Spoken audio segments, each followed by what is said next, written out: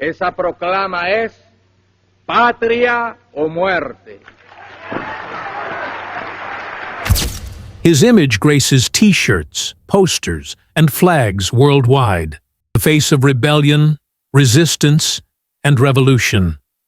Ernesto became one of the most iconic figures of the 20th century. And yet, while he is idolized by millions, in America, his name often provokes a very different response: bitter contempt, even hatred. So why did America, and much of its citizenry, come to hate the Argentine physician-turned-guerrilla leader? The reasons lie at the stormy nexus of Cold War politics, ideological warfare, and deeply entrenched values. Born in Argentina in 1928, Guevara was an educated individual, a doctor who became radicalized by the poverty and injustice he saw throughout Latin America. He joined Fidel Castro's 26th of July movement and played a central role in the Cuban Revolution that toppled the U.S.-backed Batista dictatorship in 1959. For the United States, this was not merely a regime change. It was the beginning of profound distrust and hostility. If we are to comprehend America's hatred, we first have to understand the essential conflict Ernesto embodied. Prior to the revolution, American businesses held major economic interests in Cuba, from utilities to sugar plantations. Batista, though authoritarian, was a dependable pro-American leader. When Castro and Guevara overthrew him, they wasted little time dismantling this structure. Ernesto, serving as Minister of Industries and President of the National Bank, drove this transformation. He oversaw the nationalization of American-owned properties, oil refineries, sugar mills, and banks, often without compensation. This was more than an economic blow. It was a direct challenge to capitalist ideals and international property rights. The attack on American economic interests, combined with the Cuban government's swift embrace of Marxist-Leninist ideology and its alliance with the Soviet Union, instantly positioned Guevara as a major antagonist in Washington's eyes. He wasn't simply reshaping Cuba, he was eroding American influence throughout the region. The 1960s marked the height of the Cold War, a global struggle between American capitalism and Soviet communism. Every conflict, every country's alignment, was seen through this ideological lens.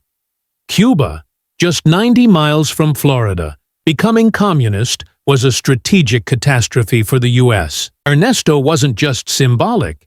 He was a military strategist who helped shape Cuba's defense and foreign policy.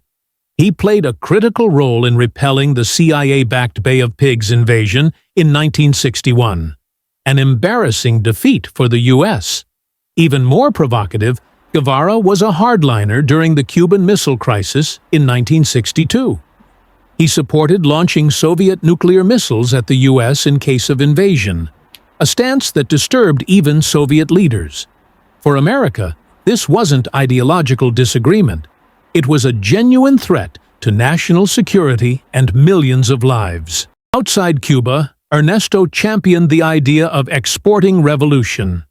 His theory of Focismo, planting revolutionary cells in rural areas, was designed to ignite multiple Vietnam-like conflicts that would exhaust American imperialism. After leaving Cuba, Guevara attempted to spark revolutions in the Congo and later Bolivia. His vision was to create many Vietnams, a blueprint for destabilizing U.S.-backed governments across the global South. Washington viewed this as a serious threat to its containment strategy and regional stability. To American intelligence agencies, Ernesto was more than a domestic enemy. He was a global disruptor working to dismantle the U.S.-led international order and replace it with Marxist regimes. He became a top priority target for the CIA. Perhaps the most morally damning reason for America's animosity lies in documented human rights abuses under Guevara's command. Following Cuba's revolution, he was placed in charge of La Cabaña prison, where he oversaw revolutionary tribunals and summary trials that led to hundreds of executions. Critics highlight the absence of due process. the brutality of those trials, and the creation of Cuba's first forced labor camps, initiatives spearheaded by Ernesto. These eventually evolved into UMAP camps, meant to re-educate dissidents, religious figures, and LGBTQ individuals. To many Americans, especially Cuban exiles, Guevara was not a romantic revolutionary, but an enforcer of tyranny. His legacy conflicted directly with American values, liberty, human rights, and legal fairness. This moral revulsion went hand in hand with geopolitical opposition. Despite the controversy, Ernesto's legacy remains powerful. In many parts of the global South, he is revered as an anti-imperialist icon, a voice for the marginalized and a symbol of resistance. But in the United States, Guevara's memory is bound to Cold War tensions, communist expansion, economic upheaval, and brutal crackdowns. America's hostility wasn't just aimed at one man. It was a rejection of everything he stood for. Resistance to capitalism, disruption of U.S. hegemony, and the undermining of Western democratic ideals. His death in Bolivia in 1967, executed by CIA-supported forces, was hailed by many in Washington as the defeat not just of a man, but of an ideology. Even today, Guevara evokes fierce debate. Hero to some, tyrant to others. What are your thoughts on Ernesto's legacy, especially from the lens of American history? Let us know in the comments below. If you enjoyed this documentary, give it a like, share it with others, and don't forget to subscribe for more deep dives into the past.